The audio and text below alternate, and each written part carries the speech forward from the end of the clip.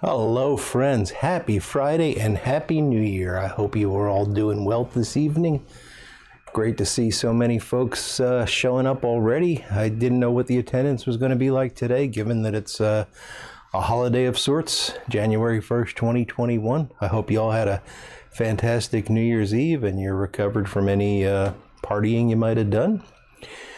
And hopefully all is good. So let's take a minute to let things get rolling and see who's in the chat room, if I can find my reading glasses. Tony 513, Corvette Jim, Rambling Dilettante, how you guys doing? JMZ 56, good to see you. Texas Piper. The Tunnel Take, hello there. Burley Nut Bob, good to see you, Bob. Boca de Boyton, how you doing, Charlie? Ron H. Armchair Piper, Briar Blues.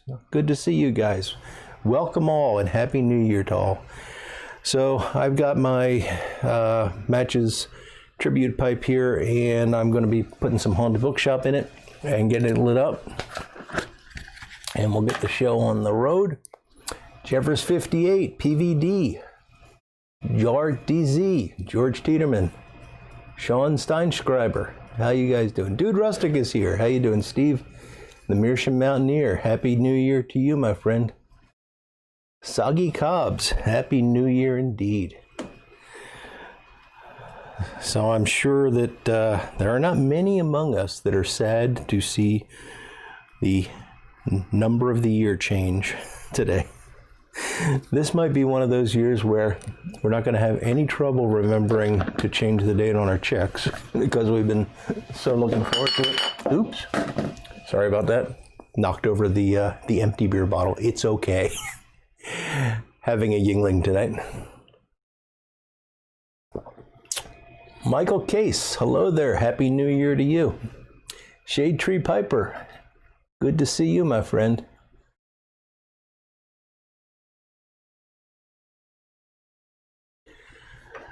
So I'm going to get this lit up. You probably have seen this because I've been showing it off every chance I get, but my wife bought me this new Back the Blue lighter that I'm really proud of.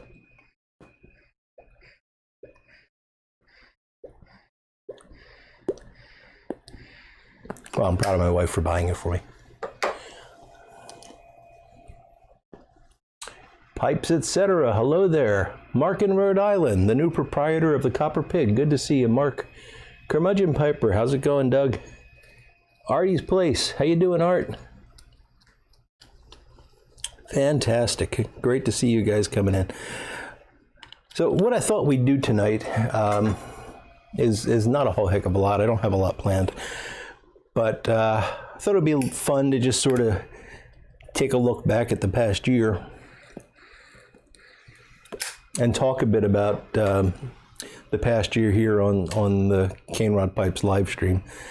And I don't know if you guys saw it at the beginning, and I'll put it up in a minute, but I made a sort of collage of all the guests that we've had this year. And it really surprised me. We've had 28 guests this year, 28 different folks I got to know a lot better. You got to know a lot better. I got to spend some time with them.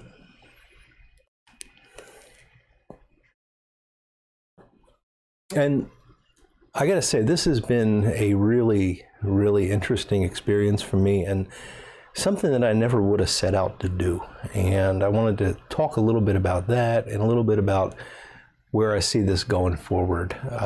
Not that I'm expecting any massive change or anything, but just, you know, it kind of developed almost spontaneously and certainly organically, which is a good thing. I like things to develop that way.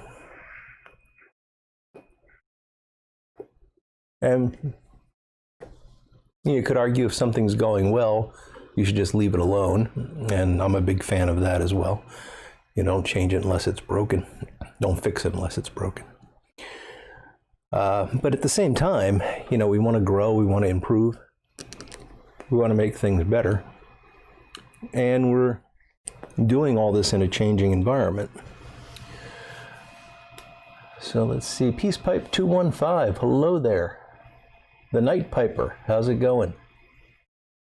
And Stratman, good to see you. So good to see so many people tonight. I really didn't know. Bass Piper, hello, Happy New Year to you, sir. I really didn't know how well attended this one was going to be. So yeah, I'm sorry, I lost my train of thought. What I was getting to is we're doing this in a changing environment. YouTube's doing what YouTube's doing, and you've heard me complain about the ad policy. Well, I've noticed recently, and it's kind of clever on their part. They're starting to just blast ads on everybody's channel. So channels that you've never seen advertising on now have ads. And about maybe 25% of those ads are for YouTube Premium, where you don't get any ads. Very clever. So they're going to annoy you with ads until you buy the premium service, and you can avoid the ads that way. Very clever. Reed Bender Bud, hello Bud. Ben Greenman, good to see you, Ben.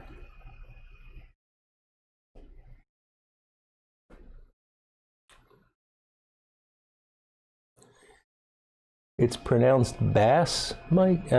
Okay, Chris. No, Tony, Rumble cannot do live streams. That's a bit of a problem. There's other platforms for live streaming, but I don't see the need for that right now.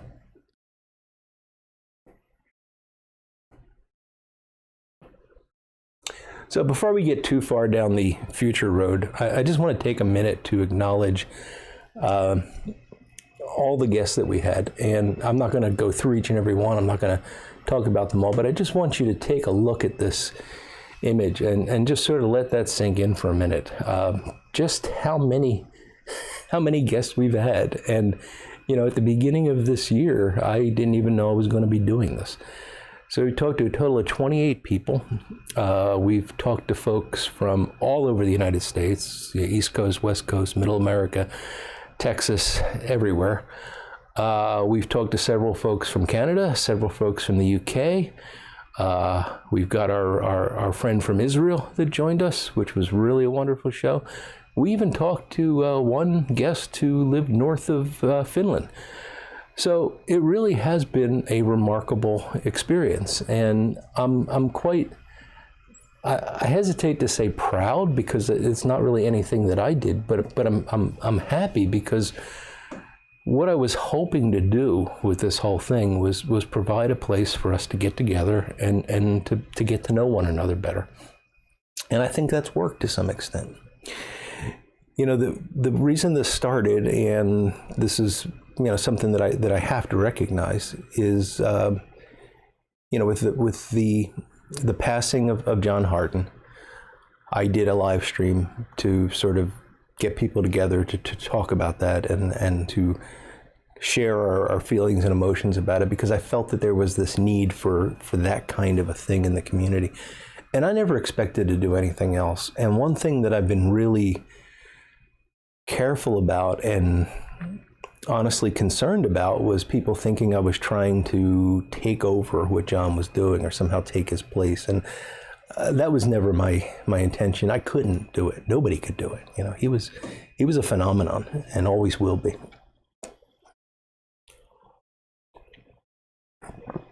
But I got the feeling from that folks really wanted to have more of this sort of thing, more of this sort of opportunity to get together on Friday night. And then the whole COVID thing happened, and it seemed like we really needed community more than ever. So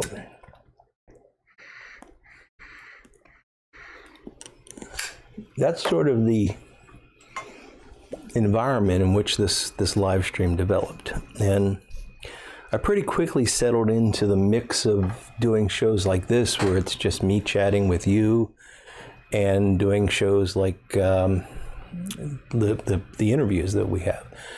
And I think that mix helps me stay sane, because it's much easier for me to, I shouldn't say it, there's not a lot of work that goes into preparing for a guest, but nevertheless, it's a little bit more stress, as you could imagine. I gotta talk to someone. I gotta make sure that I say the right things and all that. I want to make them feel comfortable. I want to make sure that it's something that's entertaining for you. So when it's just me, I don't really care what you think of me that much. If I screw up, you'll know it's just me screwing up, and You'll either come back next week or you won't.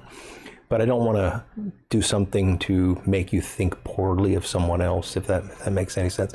So there's a bit more stress on me to do the live streams with guests. But nevertheless, I really enjoy it, but I like the mix of this kind of live stream and the guest live stream. And I think going forward, that's going to have to be what we do. I'd like to incorporate something like we did on Halloween on a more regular basis, where I could get a few guys together to chat. That was fun. I think a lot of folks enjoyed it. Certainly the folks on the chat enjoyed it. So, gotta think about that. Gotta try to. I just don't know how to do it in terms of who do I invite, and I don't want it to always be the same 4 guys. I don't want it to necessarily be like 4 people that are chosen for some particular reason, because then that gets complicated. But and it doesn't have to be 4. I'm just saying 4 because that's what we had on Halloween.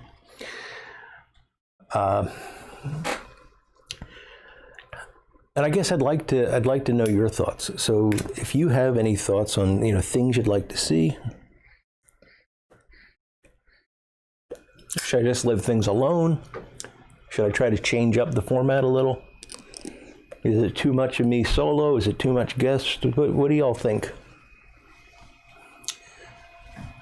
Ron Hardcrackers Ward, don't think I said hello to you yet. And Texas Piper, Yardism. Thank you, Chad. I appreciate that much.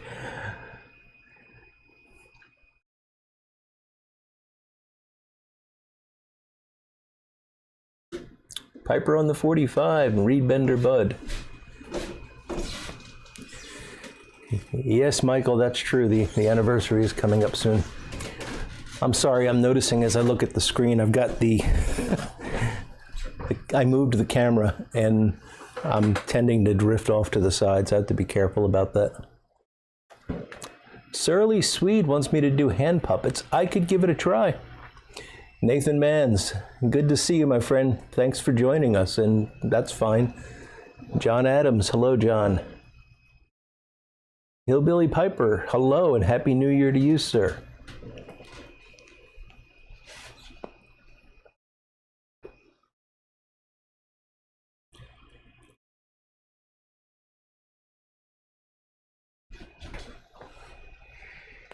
Everett Young, how you doing, Everett?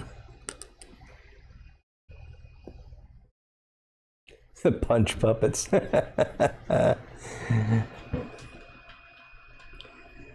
Oh, thank you, Mike Briar Blues. I appreciate that. I really do, and I'm glad that you feel that way. VidMaze82, hello. Wow, that's something, Rambling Dilettante. Stoic Smoker, hello.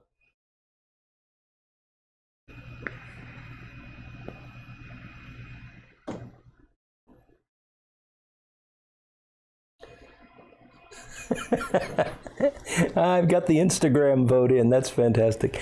No, guys, I wasn't looking for a bunch of folks telling me that this is wonderful. I truly was hoping that, if there were things you didn't like, that, or I shouldn't say didn't like even, but you think might be better. I'd be really happy to explore those things. But great. I'm glad. I'm glad that everybody likes what they've seen, and Bass Piper. Sorry, I called you Bass earlier.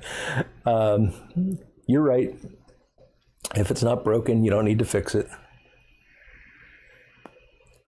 Yeah, Strat Man, I'm not going to do tobacco reviews live because I might do what I just did.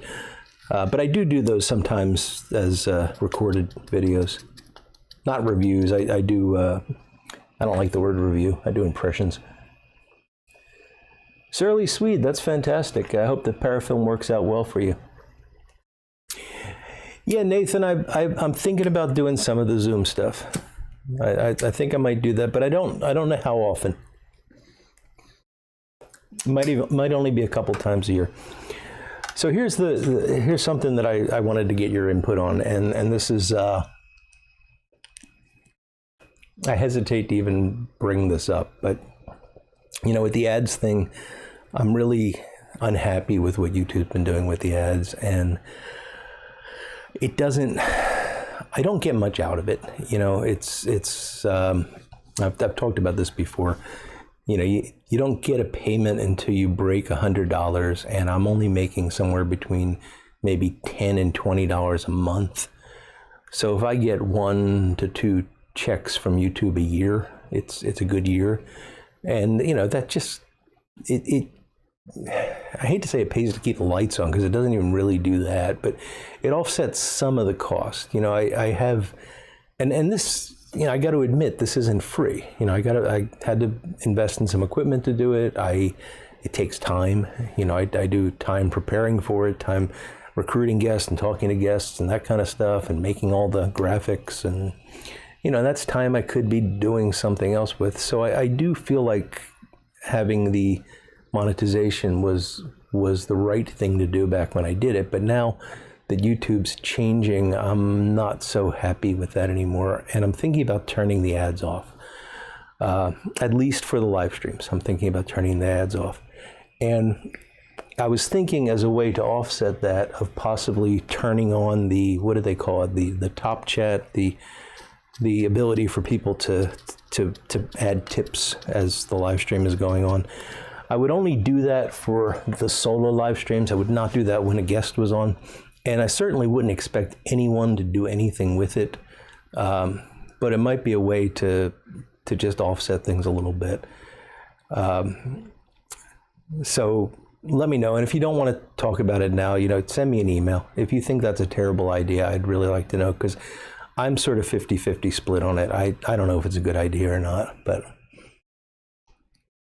it's something I've been thinking about, and I would really like to get rid of the ads. It just, YouTube's going to put them on anyway, but at least I'm not making money for them by, you know, because they take, you know, they probably take 90% of the revenue for every ad that they run, because I'm monetized.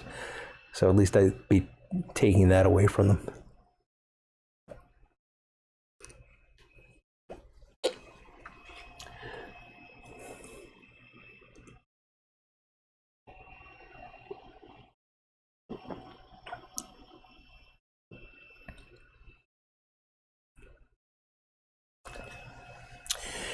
Yeah, Curmudgeon Piper, he did do that. You're absolutely right, and that's actually one of the reasons I've avoided doing it, because I'm trying really hard to avoid those kinds of comparisons.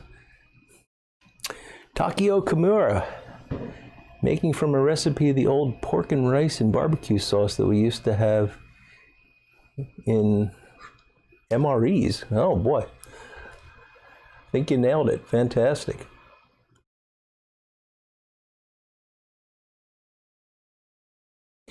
Yeah, Philadelphia Piper, that's a good question. I mean, Nathan Mans is just saying it's a 30% cut. I don't know if that's true. Thank you for that tip, Steve. I appreciate it.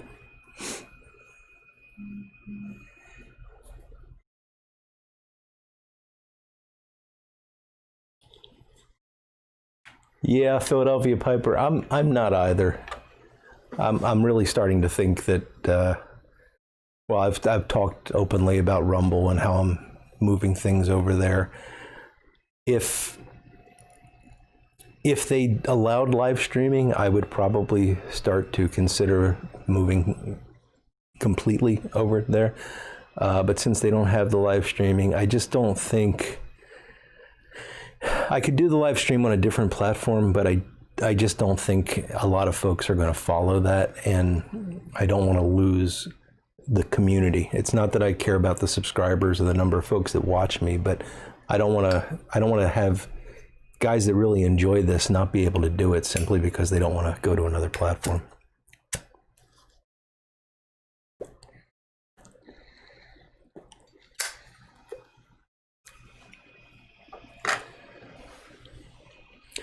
Thank you, Texas Piper.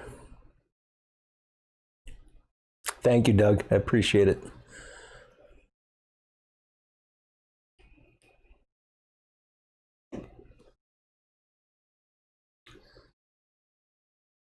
All right, well, that sounds good. It sounds like Oh, I didn't see that earlier, Pipes, etc.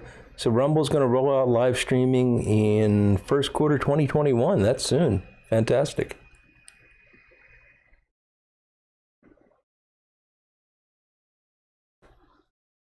You know, the thing I like about Rumble is that Rumble was sort of founded on this idea of free speech. So the censorship is not going to be an issue there. They're still going to have ads. They still got to keep their company going.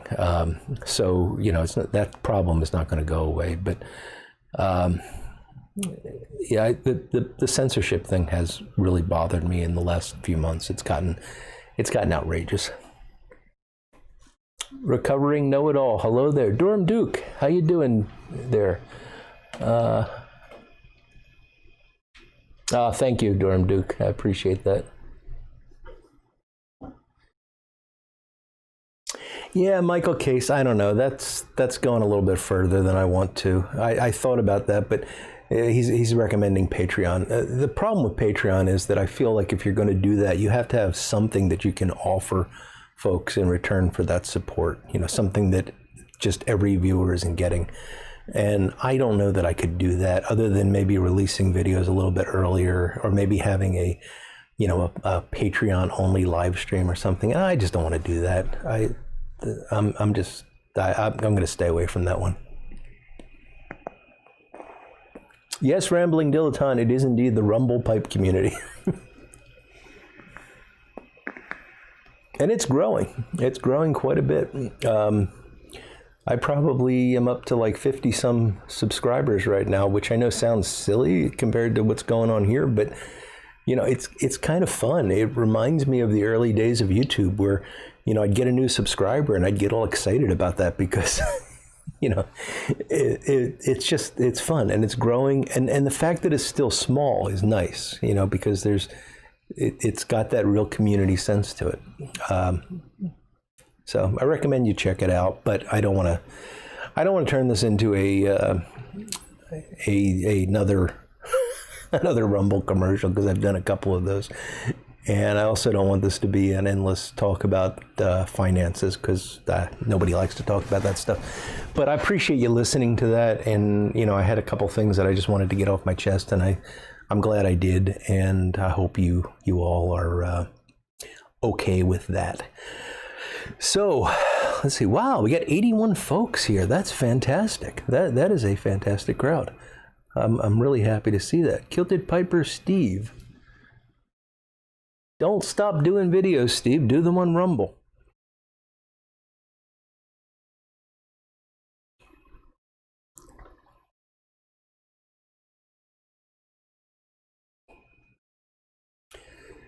Stratman wants a tour of my cellar. I'd have to get it into it's a long story, Stratman. I'd love to do that, and I will do it someday. I'll tell the story quickly, because I think a lot of folks know it already. We had our air conditioner broke this summer during the hottest time of the year. You know, it was unbearable. And to get to our air conditioner, you have to go through a closet. It's very strange. There's this tiny attic. I've actually never been in it, but it's a tiny attic that just houses the air conditioner. And you have to go up through this little doorway and it was the closet where I had all my tobacco. So I had to very quickly get all the tobacco consolidated and into bins and stuff so that I could move it out of the way. And I got a lot of tobacco in my cellar. But, you know, of course, they fixed the air conditioner and I got onto other things. So it's still all in those bins. And I mean, the good thing about that is I haven't really broken into it much. But we'll get to it. I did break into it a bit yesterday, and I'll talk about that when this pipe is done. I've got a, not really new tobacco, but a different tobacco that I'll be smoking.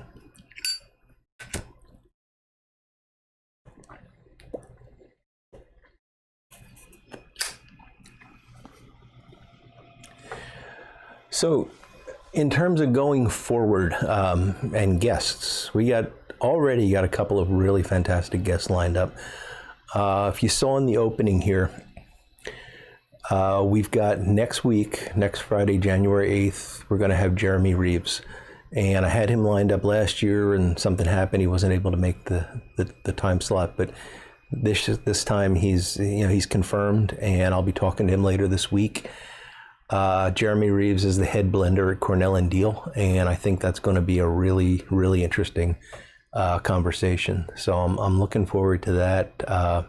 That's kind of moving outside of the YouTube pipe community to bring people in, and it's something that a few people said they'd like to see. More things like Jeremy Reeves. People that aren't necessarily YouTube folks, but are important to our pipe smoking passion. So that should be a really good show.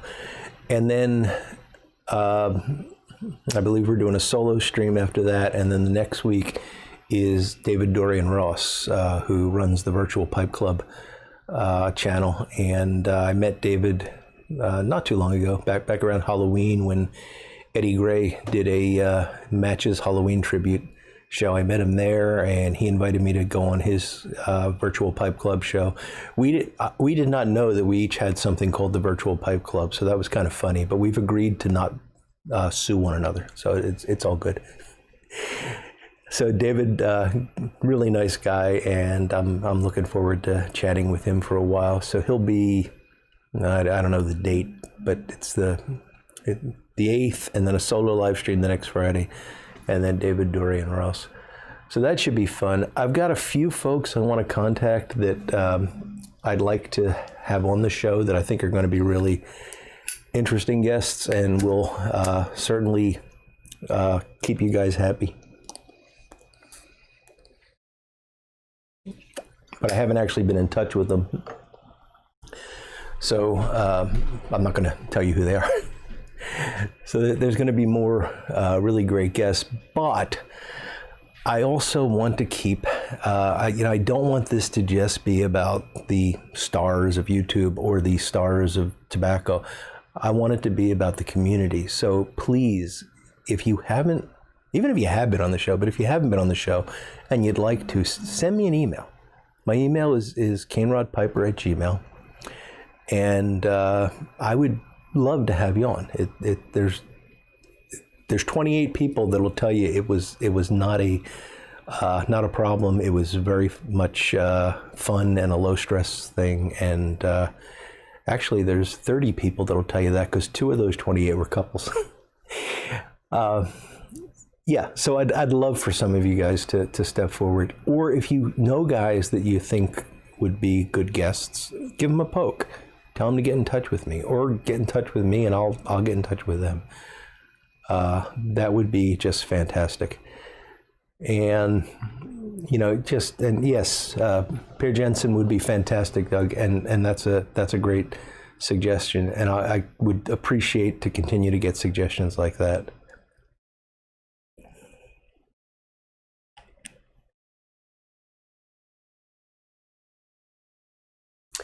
Public Piper's a good suggestion, Stratman. He's I used to watch him all the time, and then he went away for a while, and I see he's starting to make a comeback. Yeah, maybe I'll see if I can get in touch with him. That's a good suggestion.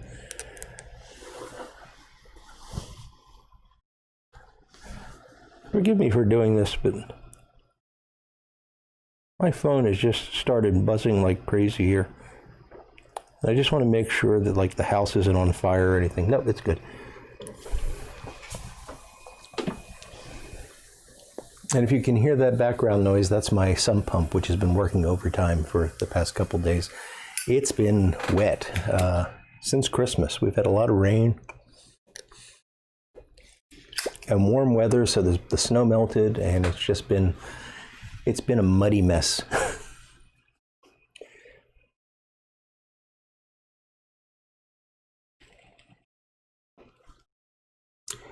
Nathan Manns, that's very interesting. We've had a few healthcare workers on the show, and we've talked a little bit about that. I'd be happy to have you on to chat about that if you want to get in touch.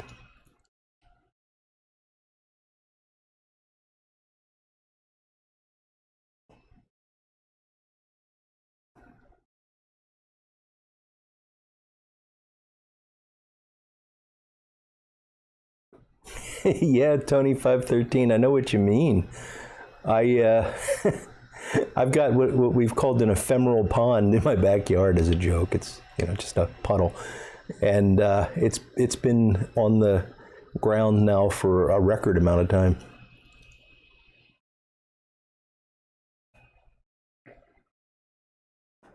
There we got a testimonial from Armchair Piper. Thank you, Ed. XJ90X. Good afternoon, my friend.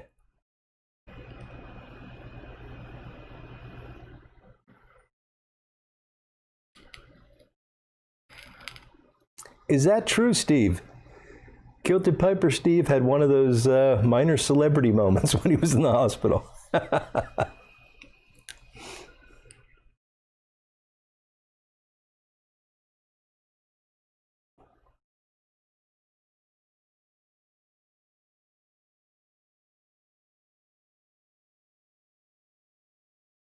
I missed Odie showing up, but I see folks saying hello to him, so hello, WKR Piper.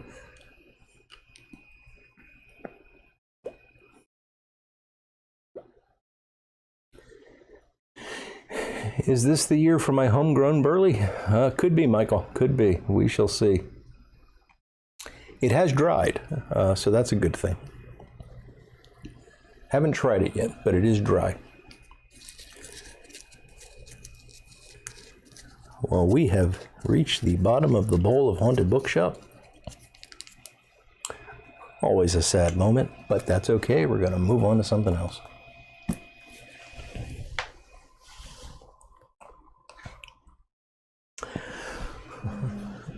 I have this Boswell's take on the Bing's Favorite, which is a pipe I've really been enjoying smoking. I tell you,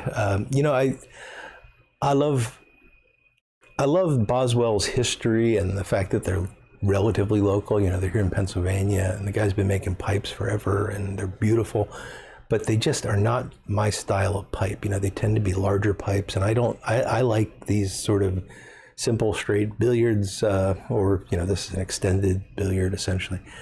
But when I saw that he had made this, I was just taken by it. And what I like most about it is it maintains that Bing gracefulness, but it's got a more substantial feel to it and look to it that I just really, really enjoy. So I'm going to smoke in this some Bayou Morning Flake. This is actually a tin that was sent to me by Dallas, Full Dottle, and I appreciate that, Dallas. We did a trade of sorts. And I've been thinking I'm going to put it in my cellar, and I'm not going to smoke it. And last night yesterday morning, actually, I was just debating, and finally I said, yep, I'm going to open it. So I have opened it. It is a beautiful broken flake. If you guys don't know, this is a Virginia Perique. I think it might have some burley in it. It's known for its Perique content. It's I don't remember the percentage, but it's a fairly high amount of Perique. It's a wonderful blend. I've smoked a lot of Bayou Morning, which is the non-flake form of this. But I've had the flake as well, and they're both very good, but the flake is just something special. So I'm gonna load this up and get it started.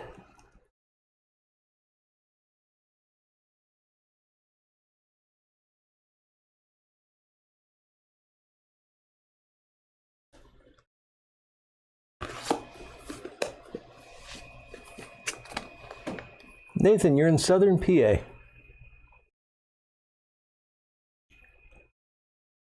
Whereabouts in southern PA? Because I'm in southeastern PA. John Adams is smoking a Boswell as well. Fantastic.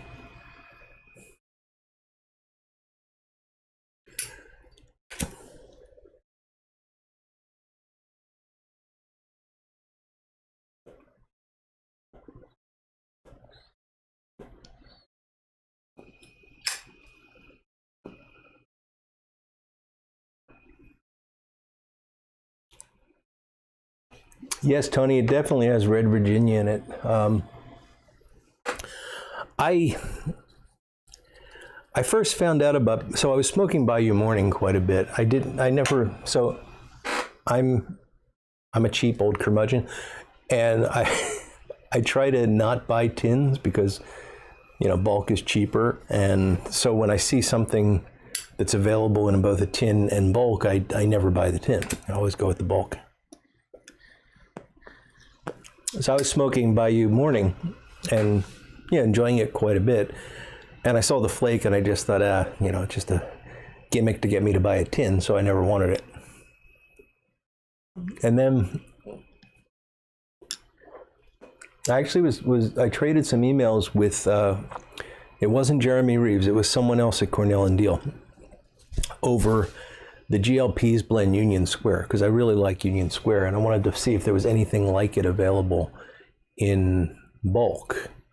And the answer came back, sadly, no.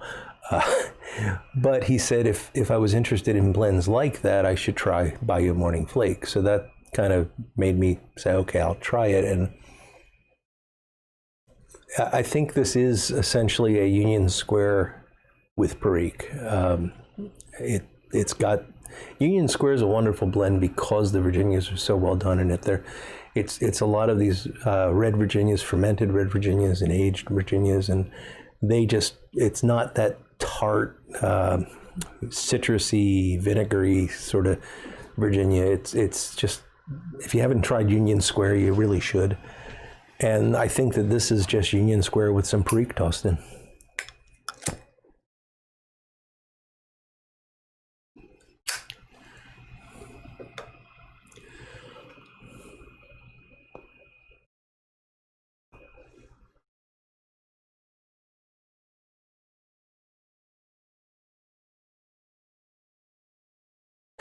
Yeah, Curmudgeon Piper, sorry I moved in on your territory there. And I see Dude Rustica is promoting Rustica. That's a surprise. You're saying it has no cons, Steve. Maybe I should revisit that.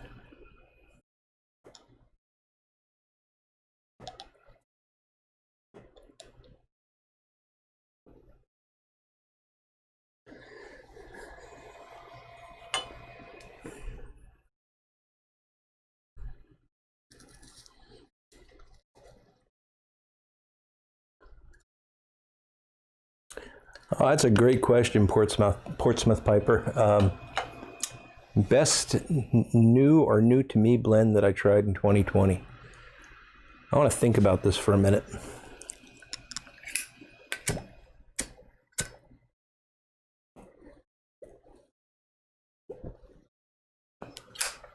I tried a lot of good stuff in 2020.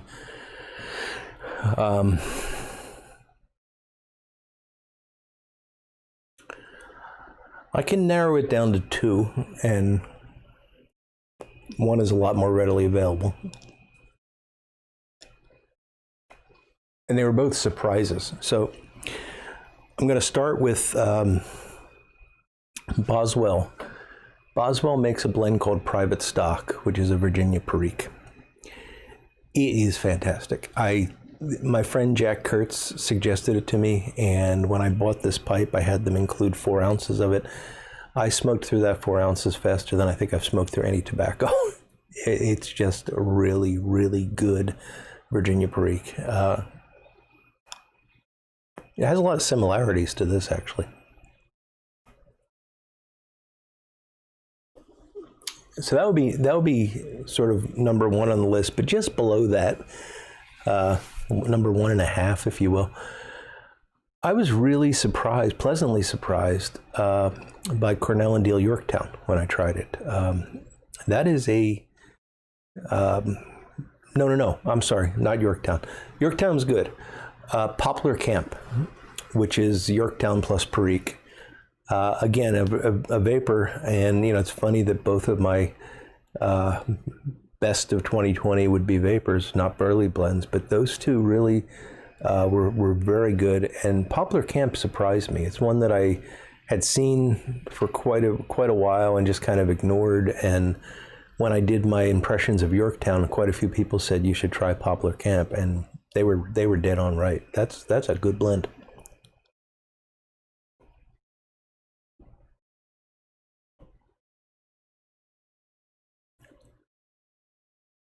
Oh, and I should give an honorable mention to Rustica because that was a really nice new blend for 2020.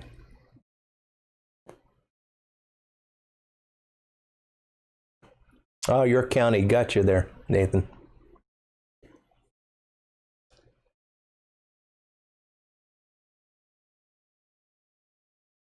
Raja's Court, that's a good one. Oh, hey, Nick, Full Smoking Bar. Yes, that's another honorable mention. Jupiter, Savinelli Jupiter, fantastic. A antique burley is what they call it, and boy, that's nice stuff. That would actually be so that's my third number one blend.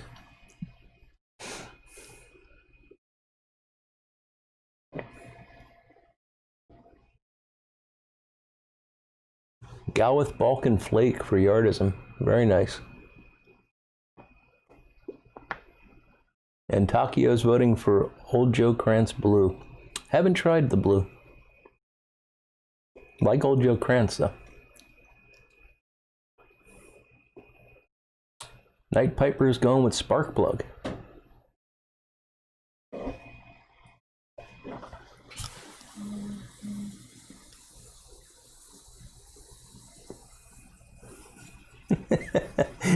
Yeah, recovering know-it-all. We have that problem. Mike is a popular name. Escudo and Star of the East, both good choices, Tony.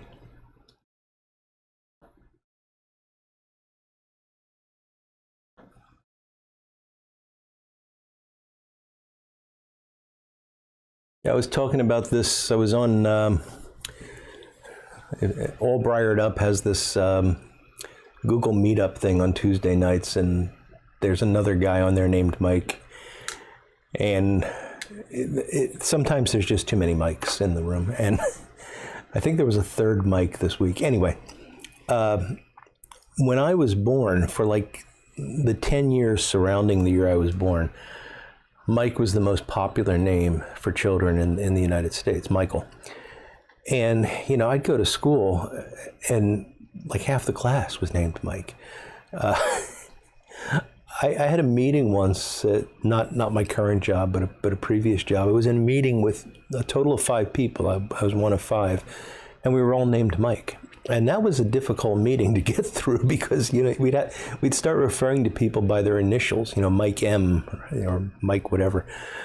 It was just a very popular name for a while, and you know, we're all moving along in time together, and you know, we're going to bump into one another.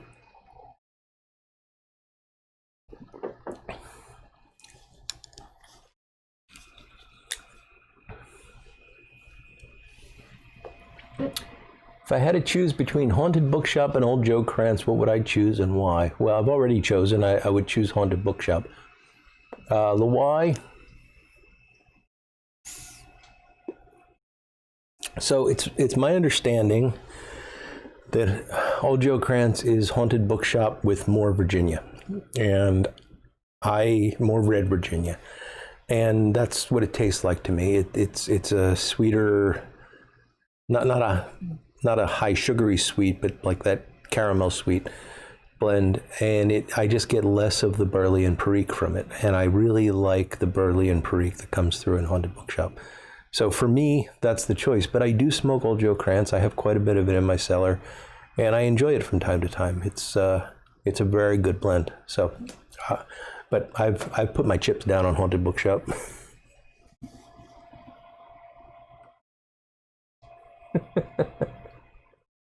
Okay, recovering know-it-all. Thank you for that. Jorge Miguel.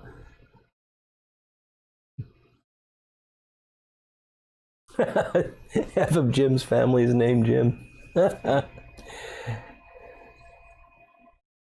David Holm, hello there. Consummate gentleman being smoked. Very nice. I don't think I could pronounce that surly Swede.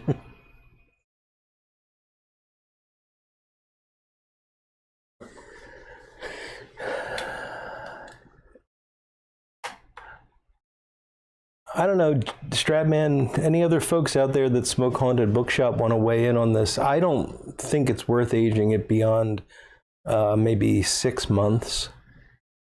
So Cornell and Diehl blends tend to be very young when you get them. They pretty much blend to demand, so you're getting stuff that has not fully melded necessarily when you get it.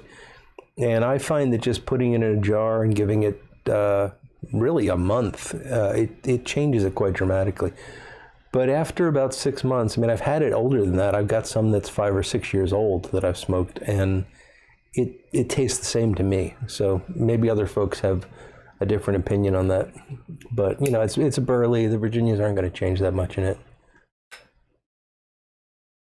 Hey, Voodoo, you got some sugar barrel. Congratulations. I hope you enjoy that. And if you don't, you know where you can send it.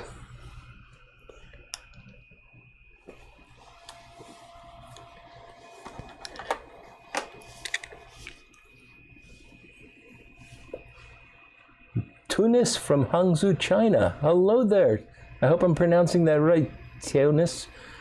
Very nice of you to join us from China. It's good to see you tonight. Peter Stokeby Evening Flake. I just heard somebody else talking about that Portsmouth Piper. I have to put that on my list.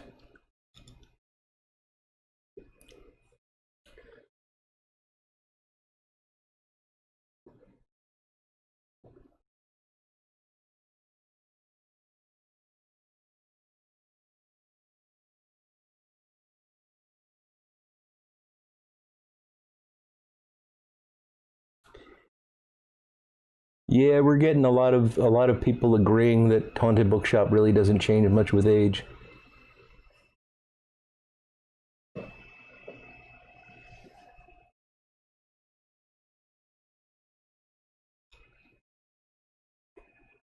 Oh, Kathy likes the Perique blend, Steve. Well, she should definitely try Poplar Camp. Not to mention Bayou Morning Flake or Bayou Morning. Good stuff if you like Perique. Boris the Piper stuffed MBHH Burley Flake into a 7LE315 KS and came out to the balcony. It's 1 degree? Holy cow, 1 degree Celsius. You had 7 Mikas in your class, so yeah, you got the same problem, I guess. Thanks for smoking a pipe with us under those conditions, Bars.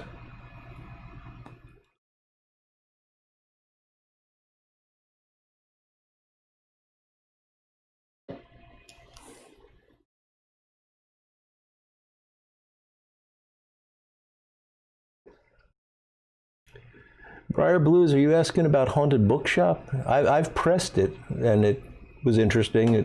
It melded, you know, it took new Haunted Bookshop and made it more similar to like month-old Haunted Bookshop, but I haven't tried aging it after I pressed it.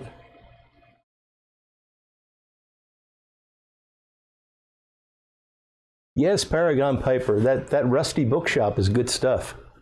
See, Steve, I told you that would catch on.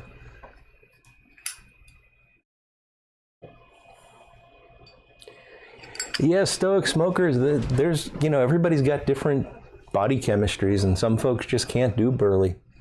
I can't do Latakia.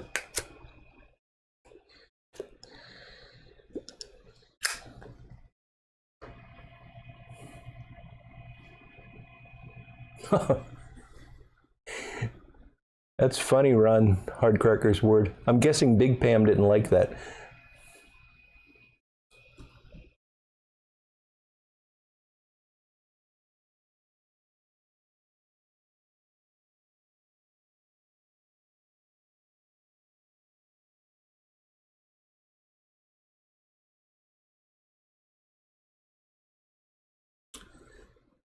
So Briar Blues, was that a vote for old Joe Krantz and a thumbs down on Haunted Bookshop? That's perfectly fine. That's one of the wonderful things about pipe smoking, is that you'll find so many differences in taste, and we don't know why we don't agree on them, but it doesn't matter, you know?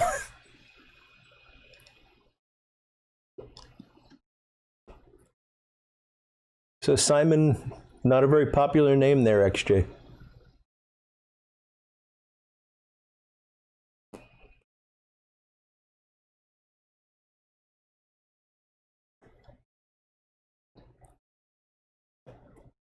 I've done that strap, man. I have done the Perique and Carter Hall thing. Never really. It didn't do very much for me, to be honest. I thought it was going to be interesting, but it wasn't. What Haunted Bookshop works really well with, not Haunted Bookshop, I'm sorry, Carter Hall works really well with, is a lot of Kia blends. If you like a lot of Kia, but it's a little bit too much for you, you do a 50-50 mix of something like Star of the East, or one of my favorites is Northwoods with Carter Hall.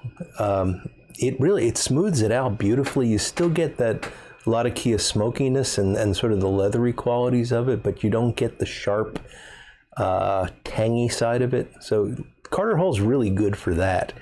But it's fantastic to smoke on its own as well.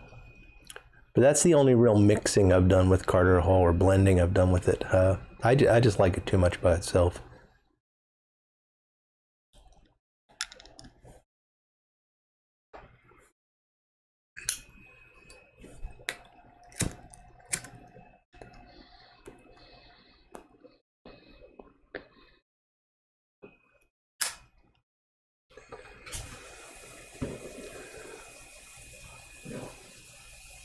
Oh no, Paragon Piper's also making Rusty Dark Plug.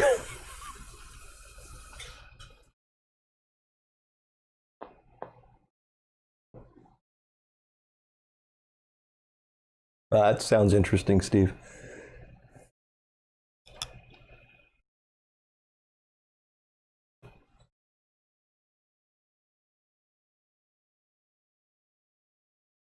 Yeah, there you go, Nick. People smoke Captain Black and Lane 1Q, and people think they're terrible and can't be smoked. It's a mystery, and it's an okay thing as long as we're all enjoying our pipes.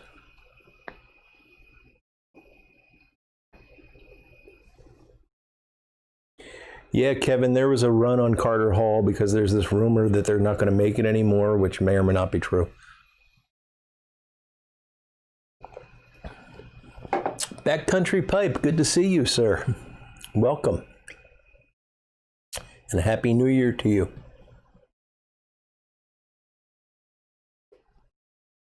Ron H., there is absolutely nothing wrong with a Twinkie with your barbecue ribs.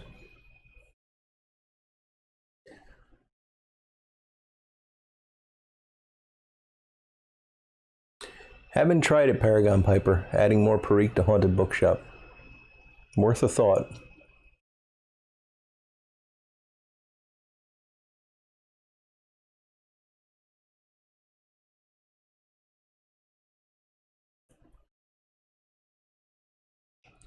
Yeah, look at that. We got 88 folks here. That is fantastic.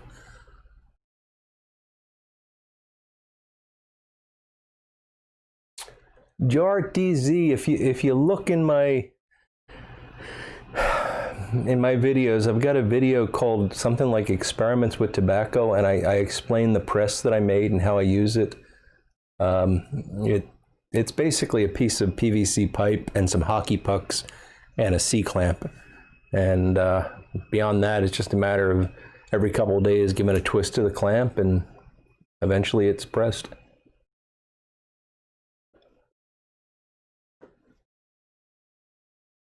Sea Smoke Pipes. Good to see, Eric. Big Pam didn't like anything.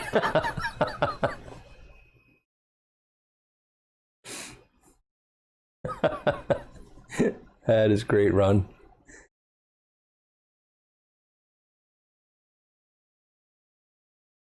Well, Smoking Joe, backordered is better than discontinued, I guess.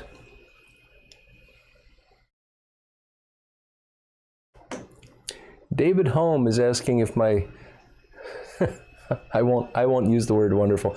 If my skillet tying flies is self-taught. It actually is. So in a sense, so my father-in-law actually gave me before I was married, actually, gave me a bunch of fly tying stuff that he had. He wanted me to learn how to tie flies. But he's in Pittsburgh, and I moved to Georgia right after that. So I was sitting in Georgia with all this stuff, and I just started trying to piece it together. And this was pre-YouTube, you know, so there were books and stuff, and I would, you know, do my best, and I did okay. I was pretty pleased. I caught fish on them and all that, so that was good. And then, you know, I discovered YouTube, and there were these fly tying videos, and it was really a revelation because you got to actually see people do it, and, you know, I learned a lot from that. And then I started going to fly tying shows and fly fishing shows. Eventually, I started tying in fly tying shows and actually did some competitive fly tying. That's a thing.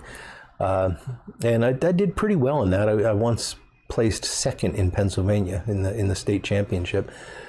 So yeah, but it's all, I mean, it's self-taught to the extent that you can call that self-taught. But the YouTube fly tying videos really were a huge help to me, because prior to that, I was basing everything off of static images, and you know, you don't really know, like one of the things I'd worry about is as I was wrapping the hook would flex. And I thought that probably shouldn't happen. And then you see somebody doing it and you see their hook flexing and you go, oh, okay, that's the way it works. So yeah, interesting how we learn things.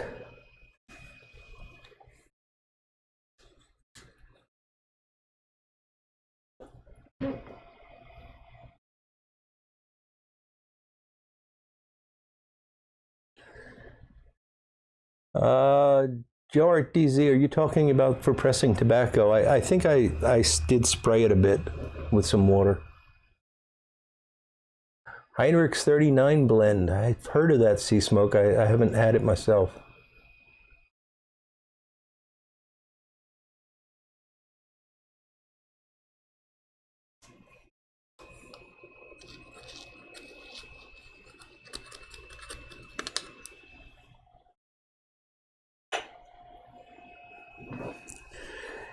Yes, backcountry pipes. That's one of the real pleasures of winter.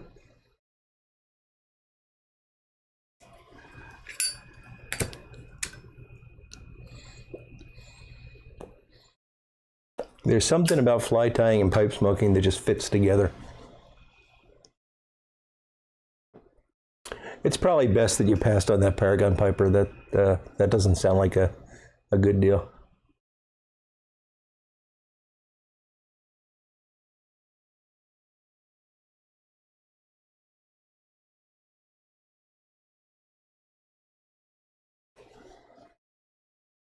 Surly sweet.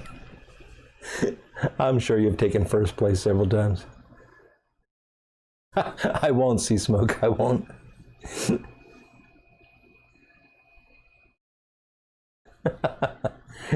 Oh, Nathan, I'm sure he appreciates that.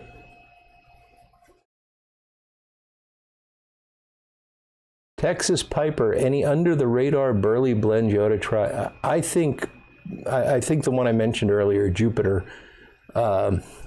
which I have to thank Nick Full Smoking Bar for putting me onto in the first place. It's fantastic. I really, really like Jupiter a lot, and I think anybody that likes burley should try that one.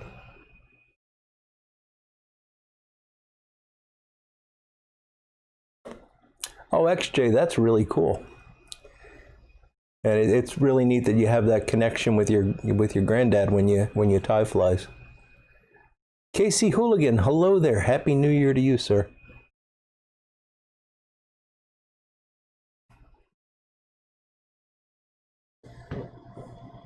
Oh, thank you, Stratman.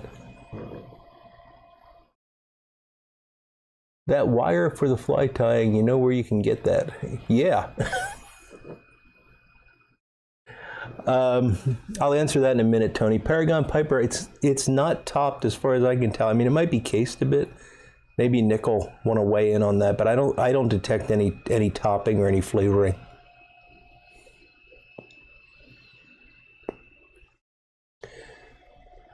Oh, Jim, you're gonna press the end of the road. I saw your video. I'll actually on Sunday I'll have my my 2020 blend of tin ends, so we can compare notes. Codger Jim, in my opinion, there's not a good replacement for Sugar Barrel. No, Nick, I still do not have Dreams of Kadath. I ordered it on, what was it, December 16th, December 17th, and the post office says they still haven't gotten it.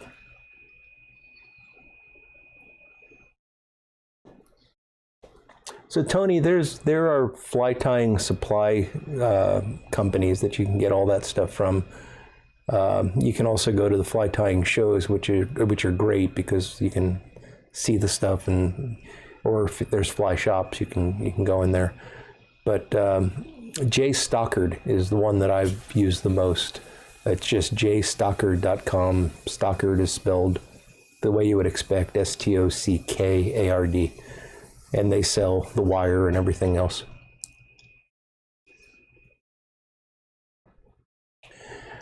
Backcountry pipe. I believe Jupiter is, so it's labeled Savinelli, but I believe it's actually a McBaron product.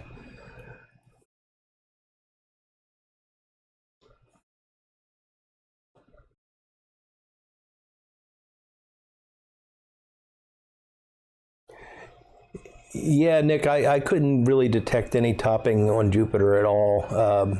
It might be cased, I don't know. But if it is, it's not anything that's flavored.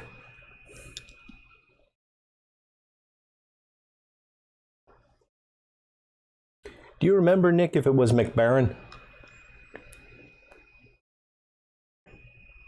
I'm pretty certain it was.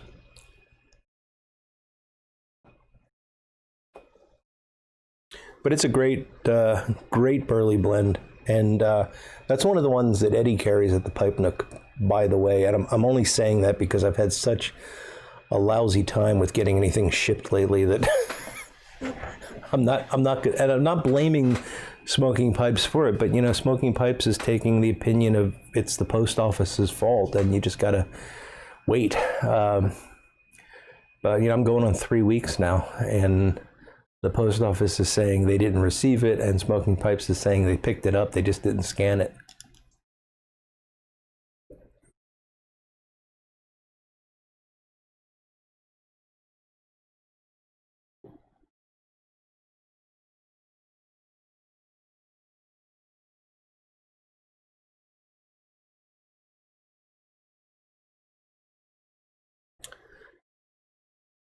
Yeah, I don't know Texas Piper. That might have been true, but this one is definitely not a Cornell and Deal blend. I'm pretty certain it's McBaron. Do I have the tin? Excuse me 1 minute. No, I don't have the tin here.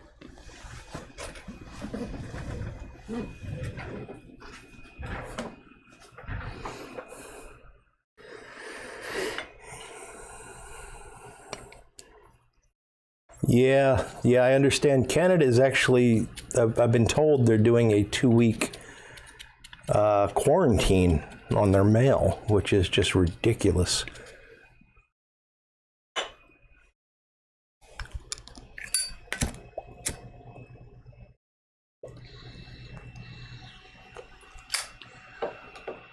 Oh, Peace Pipe 215, you got that right, buddy. I have 4 large Steerlite containers full of stuff, and I decided to organize it all over the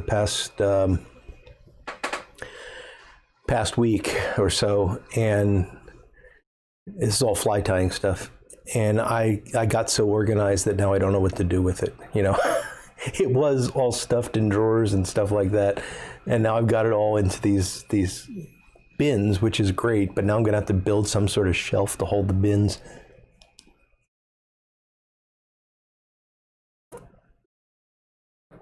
Couch, hello, my friend. Good to see you, buddy.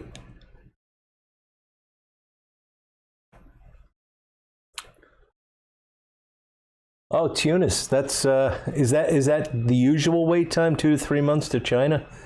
That's awful. You really got to plan ahead.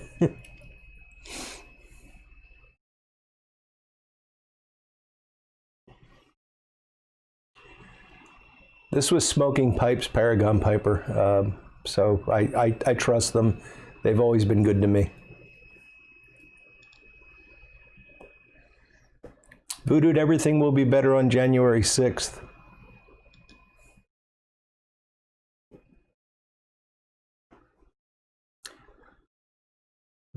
Tony, I don't think you'd find very good fly tying stuff at Walmart. At least I've never seen it.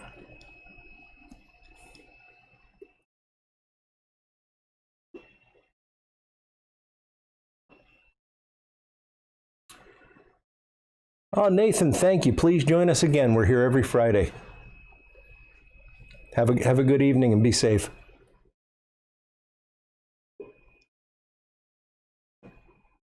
Wow, Tunis, that's you really got to plan ahead.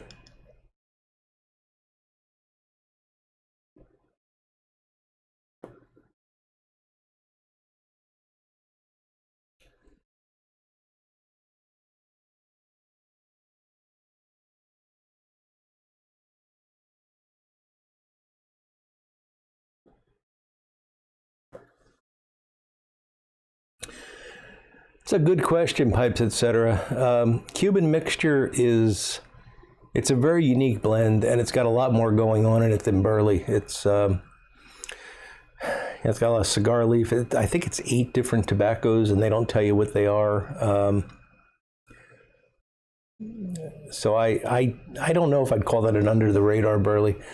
You know what is an under the radar Burley from Peretti though is their what is it? It's a number slice. I think it's like number 8 slice. That's pretty good. Watch City slices is also a good one. But definitely, if you're a Burley smoker, I think you should try Cuban mixture. That's a great blend.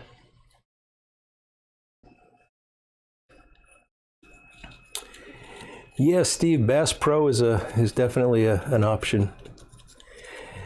You know, Tony, if you're interested in that, I'm thinking about doing some videos where I'm going to go through sort of how to get started and what tools you need, what vices you need, what materials you need. You don't need very much, and it's a big mistake to start with like kits and things like that because you get a bunch of stuff that you're never going to use. And you can spend a lot of money, but you really don't need to. So if that would be of interest, stay tuned, and I'll be doing that in the near future. And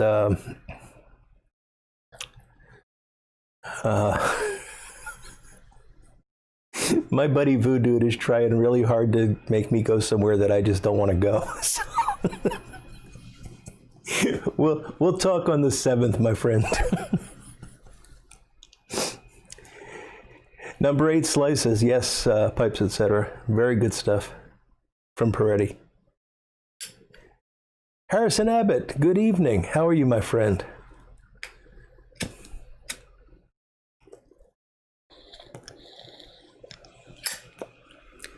So tell me, guys, as long as we're talking about future shows and stuff, for the channel in general, is anybody? I don't even know if I should ask this question, to be honest.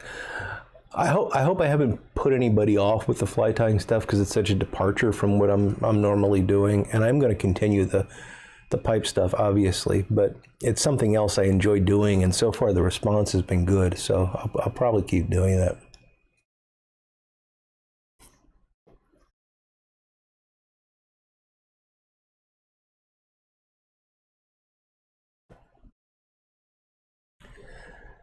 Jupiter is a collaboration between Savinelli and Jeremy Reeves? Really, Philadelphia Piper?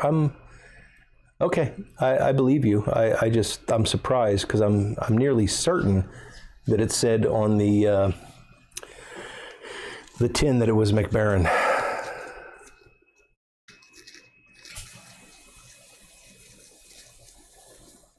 Now Boris the Piper is saying that the God series is made by McBaron.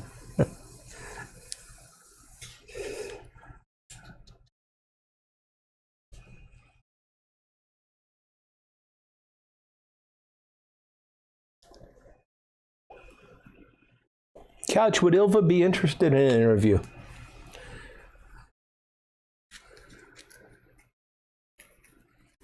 Thank you, VidMaze. I appreciate that. No, XJ, I have not done any CaneRod building videos, and it's been so long since I built a CaneRod pipe that I don't know if I'm ever going to do it again.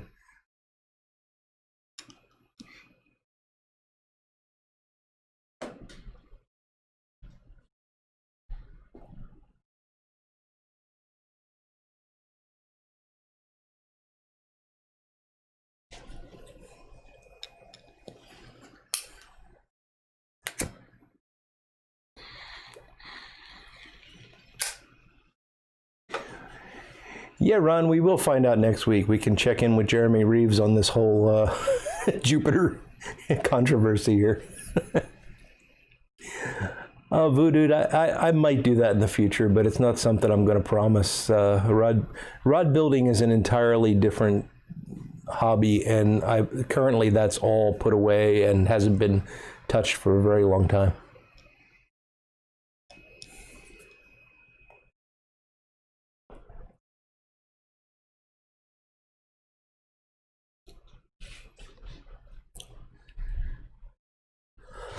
Oh, Couch. That's okay because I don't know if Bona Piper is here tonight, but he speaks French Canadian, so we could set something up where he could interpret for Ilva.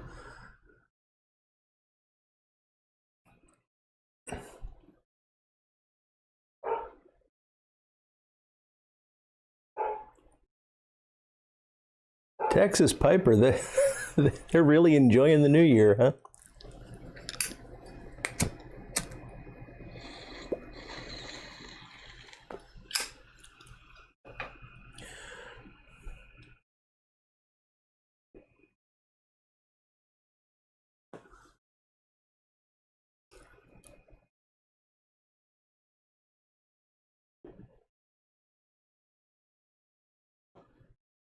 Pipes and Bees, hello, my friend. Good to see you.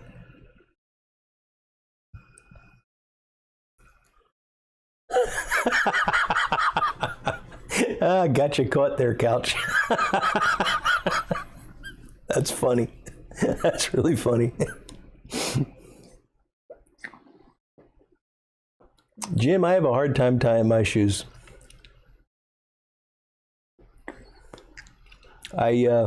That was actually one of my biggest problems in school was keeping my shoes tied.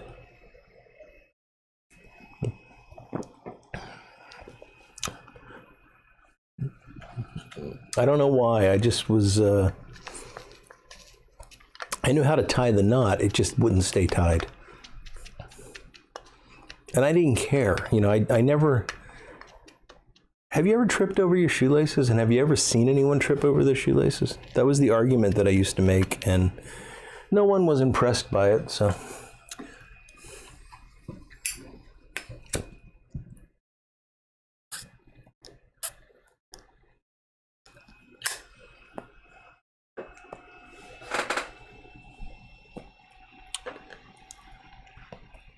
Loafers are a good thing, Pipes, etc.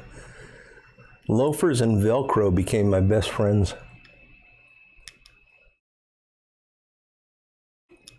Jim went barefoot.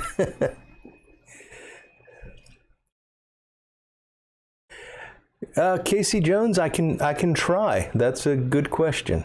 I can try.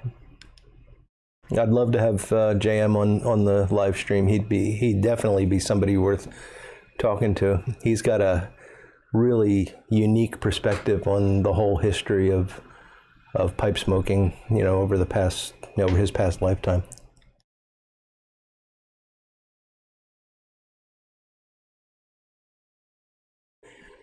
Yes, that's what I used to do, Boris.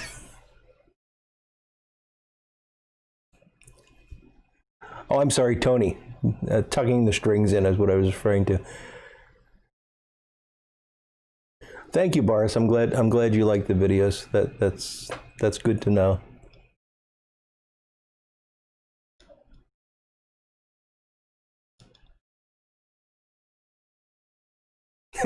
Yeah, you shoot your eye out, kid. Oh, backcountry pipe, you don't have to wait, just do it.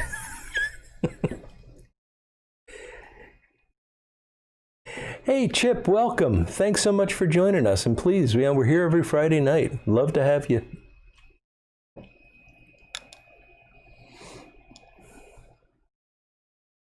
There you go, Voodoo.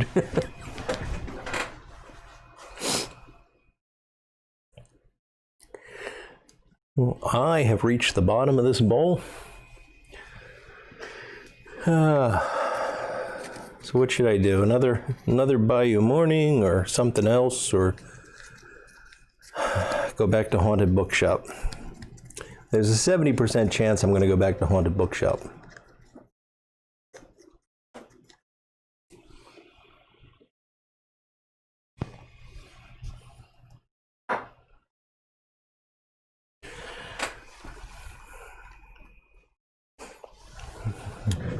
And the decision is made because this pipe only gets Haunted Bookshop. Uh-oh. This pipe needs a pipe cleaner.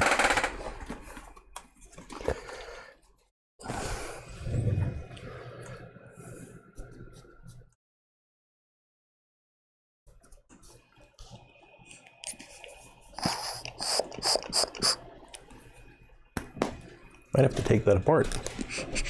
That's good.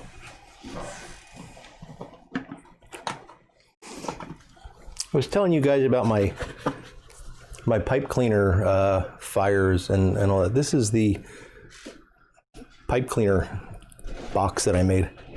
It works great. You just push them down through the hole, and when it gets too full, you empty it out. Of course, probably don't want to have that sitting in your living room, but I smoke down here a lot, and I of course clean pipes here, which is where I make most of my pipe cleaner mess. And it prevents pipe cleaner fires.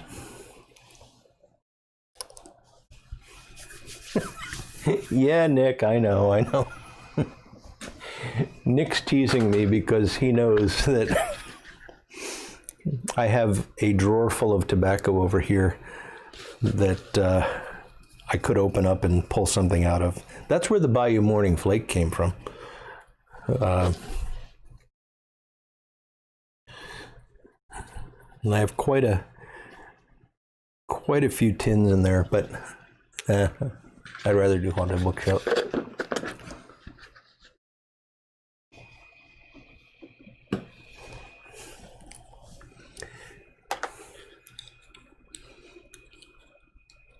All right, Dude Rustic is having some Haunted Bookshop as well. I'd love to have some Mixture 79, but I'm out right now, Pipes, etc. Oh no, Tony, you had a fire. You had an ashtray fire.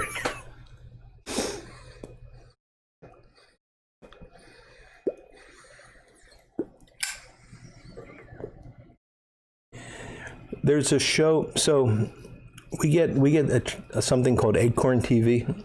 I don't know how many folks know what this is. It's you probably know what BritBox is, where it's all the British comedies and other shows sort of packaged for the U.S. Well, there's another version of that called Acorn TV, and there was a show that my wife wanted to watch. I've talked about this before. It's called Brokenwood. Very good show. So I've been sort of poking around on Acorn TV to see what they've got, and they have a show on called Count Arthur Strong. And this show, it's silly. It's just a silly show, but it is so darn funny. And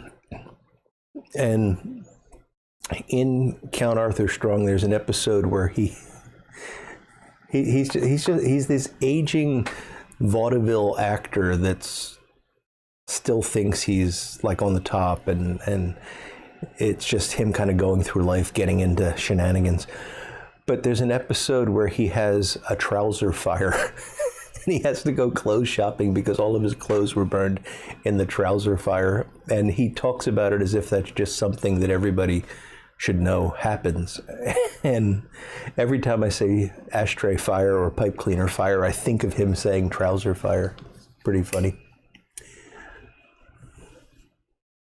It's Curmudgeon Piper signing off. Have a good one, Doug. Happy New Year.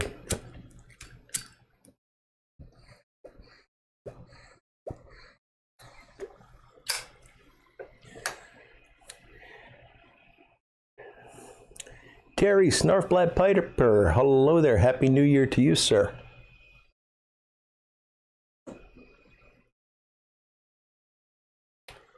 Are they good, Pipes, etc.? I haven't seen either of them.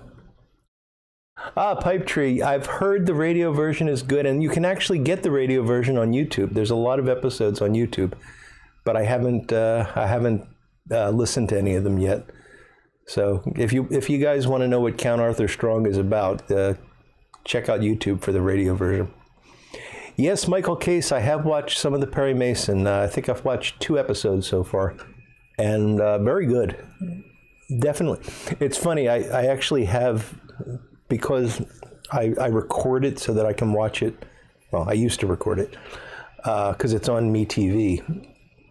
And I saved the first episode for reasons I don't quite understand, because I do that sort of thing. And I watched the first episode on the DVD, and then the next night I watched the first episode that I had recorded and was able to see what scenes were edited out and all that. And, you know, it's not anything that substantially changes the show, but it's just a fuller experience seeing it on the uncut DVD. I really enjoyed it. So thank you for asking. All briared up. Hello there, John. Good to see you, buddy. No worries about being late. Oh, dude, Rustic, I'd love to see the Benny Hill show.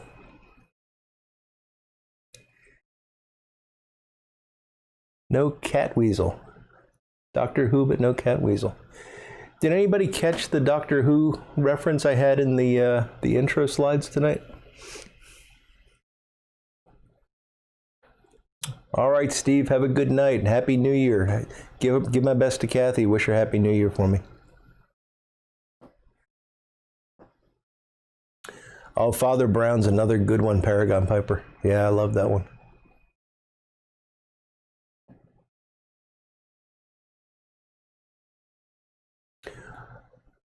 All briared up. Which blend was that? Have you tried the Star of the East?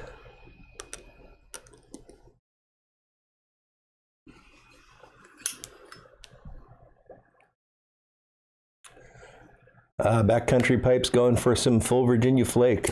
Very nice. Is it full Virginia Flake or fine Virginia Flake? I always get that confused. I got a couple tins of that in my cellar that I'm gonna break open someday. Good stuff.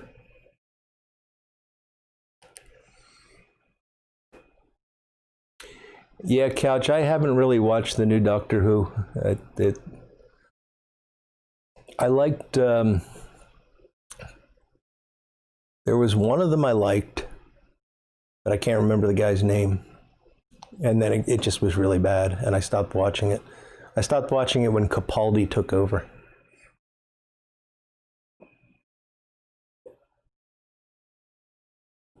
Meerschaum Mountaineer, you take care too. Have a great weekend, my friend, and Happy New Year. Surly Swede, have a good night.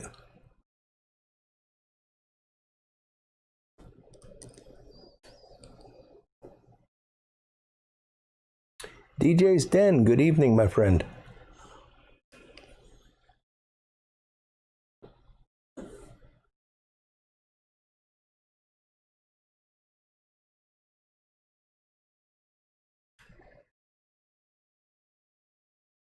Oh, that's great, all briared up. I'm sorry I haven't had a chance to catch up on your videos. Guys, if you like watching videos, you should subscribe to All Briared Up. The man is a video making machine, and they're all great. You know, they're hard to stop watching.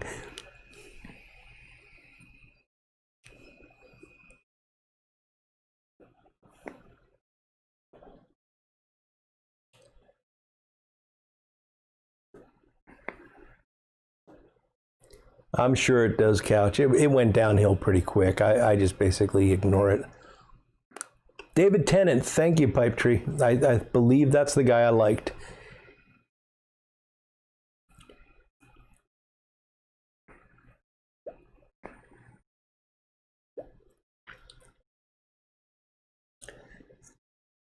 But the one after him, not so much. And he was the one that had the I'm not going to remember the woman's name, but she was a redhead for his companion.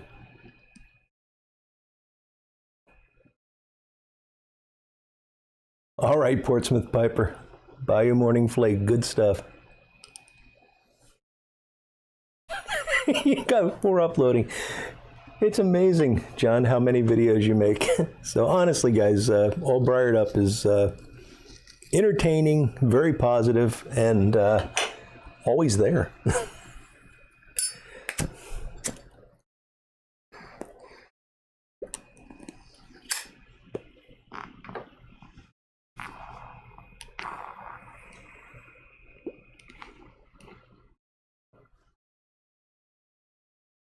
No, no, not that Donna woman. The one before her. Oh, what the heck was her name?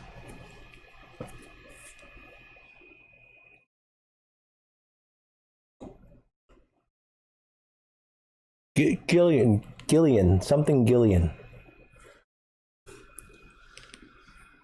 Karen, I think it was Karen Gillian.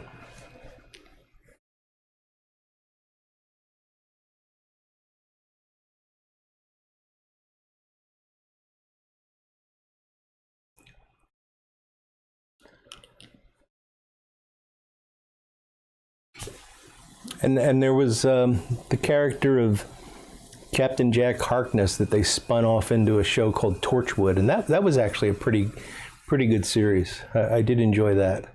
A little bit odd at times, but good storyline.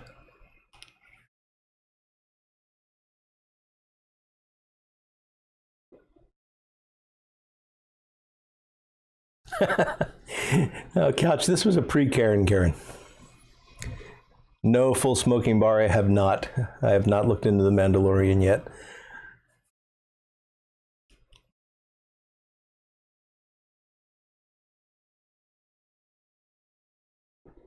Oh, that was Matt Smith that was with Karen Gillian? I didn't like him so much. But I liked her. She was fun to look at. I just lost my female audience. Yeah, XJ, I agree with you. I kind of binge watched it. I didn't watch it when it was being made. And some of the middle was difficult, but I did like the end. I thought it was kind of nice the way they brought it to an end. So it wasn't perfect, but yeah, I think Torchwood is worth a look. Oh, Red Dwarf is fantastic, Michael Case. Yeah. All right, Texas Piper. Happy New Year, and you have a great weekend.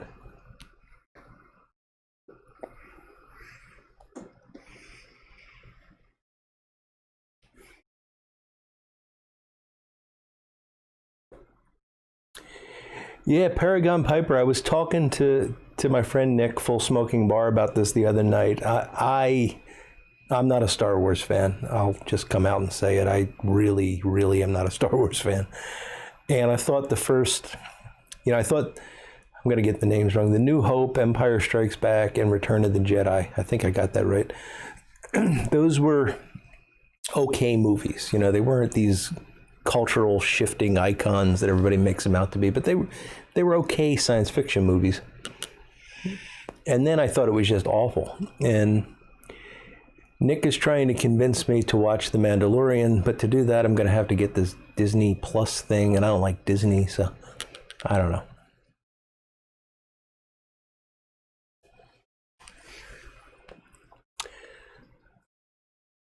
Oh, the cat was fantastic, Couch, on Red Dwarf. That was a great character. Amy Pond, was that the Karen Gilliam woman, XJ?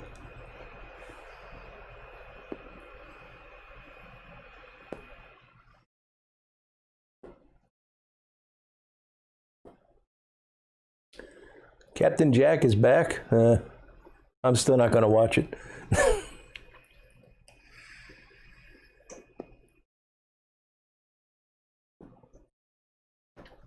Yeah, all briared up, I know. I'm a Star Trek guy. All right, Michael Case, you smeg off. Happy New Year. Have a great weekend, my friend.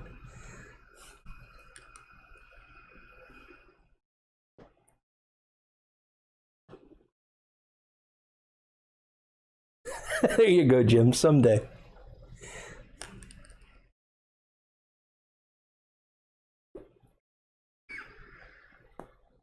Hillbilly Piper's putting a vote in for Star Wars.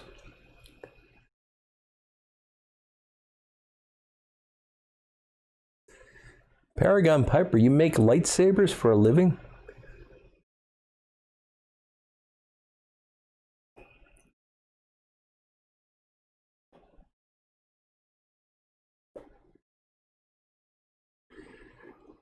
I've seen Queen's Gambit advertised Night Piper, but I haven't watched it.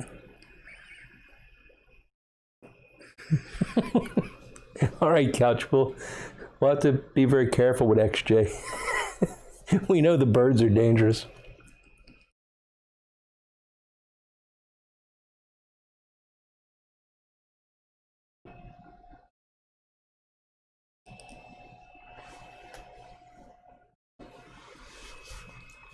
Yeah, I didn't watch any of the new Battlestar Galactica. And I've ignored the young Yoda stuff, Terry.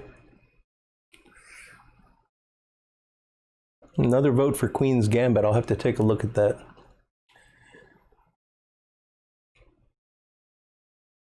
Yeah, you know, all briared up, you could make the same argument for Star Trek. It kind of went off the rails with the later series and stuff.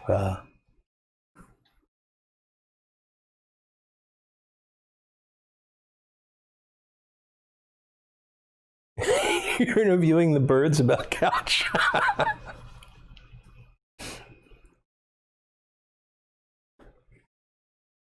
Planet of the Apes fans. I loved that original one.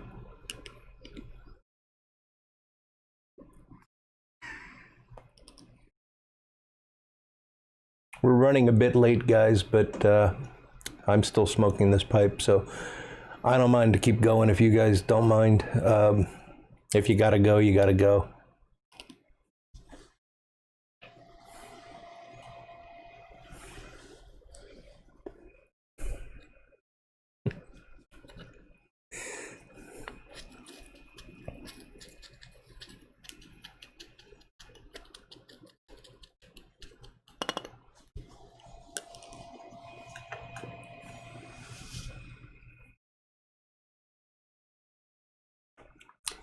Night Piper, I think you nailed it. I think you absolutely nailed it. Star Wars was great if you were 8 years old in the 70s. You know, it was a very good science fiction movie that came out at a time when a bunch of folks that are now much older were impressionable.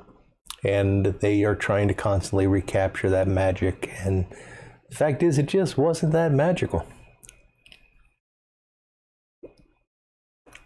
Oh, the Omega Man, Mark. Good stuff.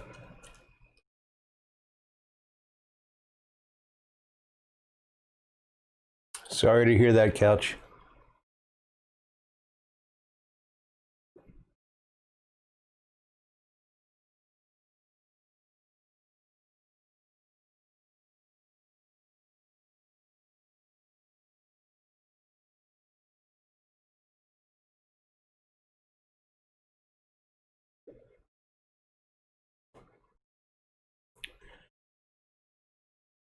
Yeah, it definitely brought the effects along with it, Philadelphia Piper.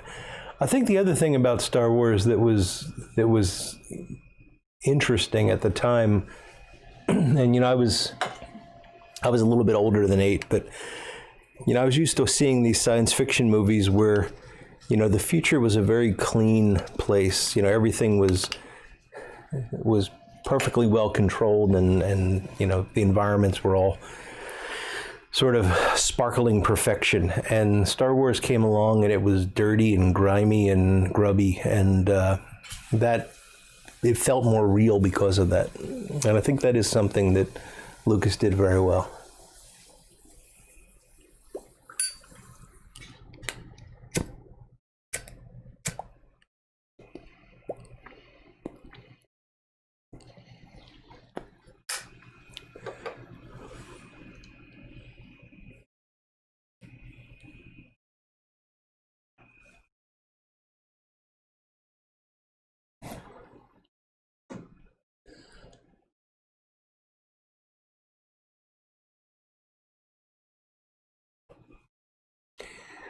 Yeah, John, the Indiana Jones movies that really did have some of that sort of classic movie magic to it. At least the first one.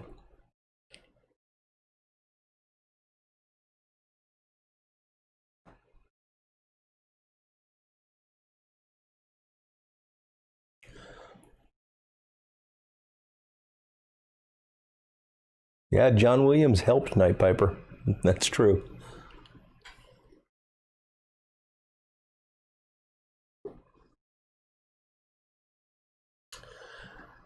You know, XJ, I just recently watched the Logan's Run movie again. That was in my formative years as well, and that was one of those movies that I was like begging my dad to take me to see. And I think it was R-rated, so he didn't. So I had to wait for it to come on cable. And then they made the series, but it just kind of petered out.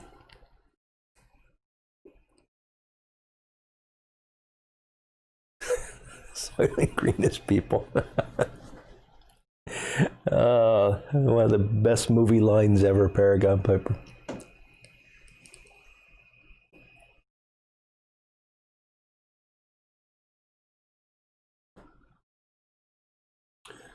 Buck Rogers, yeah.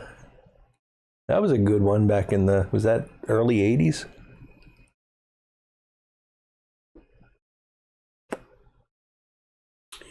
Indeed, Ron H. Indeed.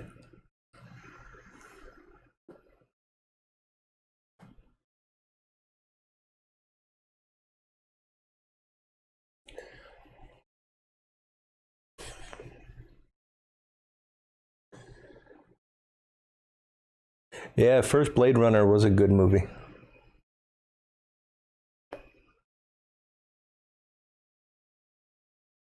DJ Dan, I remember The Black Hole was a movie, but I can't remember anything about it.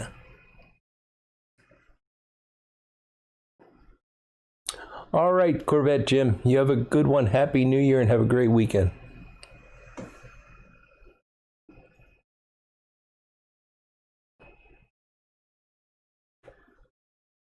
All right, Stoic Smokers going down on the Star Trek side of things. Oh, Terry, the new Dune. I hope so. I thought the first Dune movie was really good. Um, I liked that movie when it came out, and you know it was long, it was kind of slow, but I just thought it was so well made.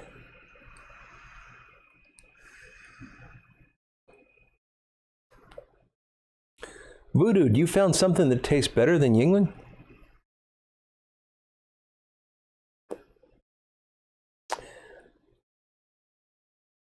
Couch, I remember there was a show called Sledgehammer, but I don't remember anything about it.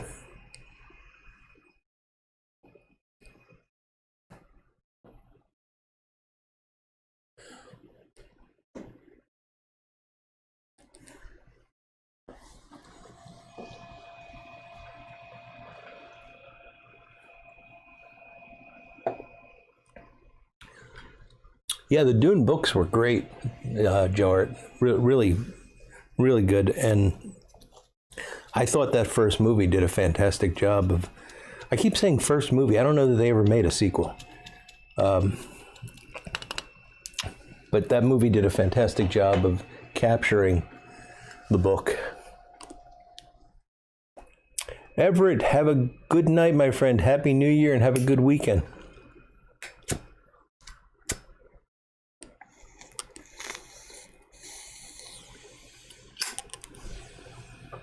JMZ, Happy New Year. Have a great weekend, my friend.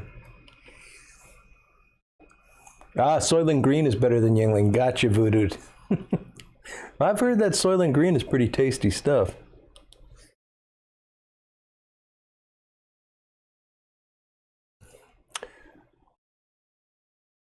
What am I watching out for, Couch? Are the birds coming for me?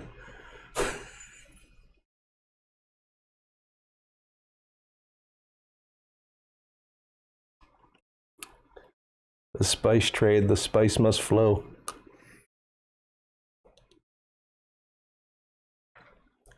That was just such a great movie.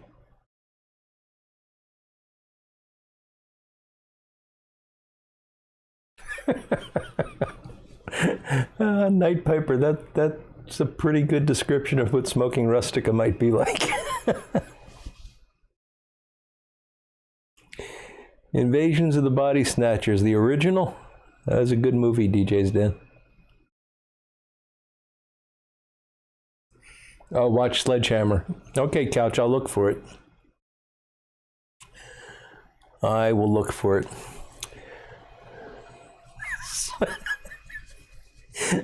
We're now talking about aging Soylent Green. This is bad. It did have Sting in it, Mark, yes. And despite that, it was a good movie. You do that, Voodoo. You do that.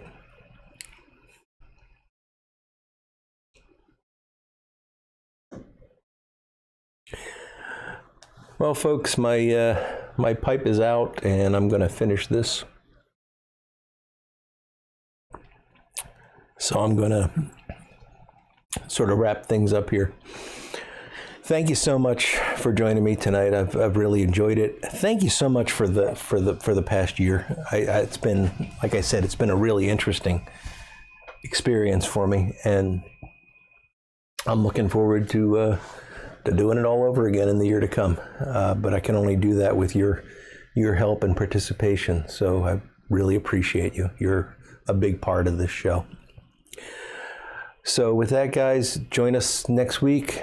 Jeremy Reeves is going to be our guest, and I think that'll be a really interesting conversation. And I'm wishing you all a very happy New Year, all the best in 2021, and I'll see you on Sunday morning. So until then, take care, and we'll talk soon.